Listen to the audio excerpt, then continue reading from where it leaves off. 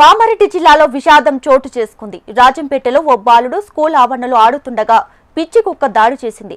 అది గమనించిన ఉపాధ్యాయులు కుటుంబ సభ్యులకు సమాచారం ఇచ్చారు. అనంతరం బాలుడిని చికిత్స కోసం కామారెడ్డి ప్రభుత్వ హాస్పిటల్కు తరలించారు. ప్రెజెంట్ బాలుడు ఐసీయూలో చికిత్స పొందుతూ ఉన్నాడు. గతంలో పిచ్చి కుక్కలను తరిమి కొట్టాలని అధికారులకు ఎన్నిసార్లు ఫిర్యాదు చేసినా వారు పట్టించుకోలేదని గ్రామస్తులు ఆవేదన వ్యక్తం చేశారు. ఇప్పటికైనా పంచాయతీ అధికారులు స్పందించి పిచ్చి కుక్కలను తరిమి కొట్టాలని గ్రామస్తులు వేడుకుంటున్నారు. మా రాజంపేట మండలం మా మన్మని కుక్కలు కరిచాయి. ఇంకా ఎవరైనా కలుగుతాయి, మొత్తం మంది కడుతున్నాయి. గ్రామము చర్య తీసుకొని అధికారులు మన గ్రామ పంచాయతీ తీసుకొని కుక్కలు చంపేయాలని నేను కోరుతున్నాను సార్. ఇట్లా ఏమైంది మన్మడికి? మన్మనికి కుక్కలు కరిచాయి సార్. నిన్న కరిచినాయి. నిన్న కరిస్తే ఇట్లా తీసుకొచ్చిన ట్రీట్మెంట్ ఇక్కడ కామారెడ్డి ట్రీట్మెంట్ తీసుకుంటున్నాను సార్.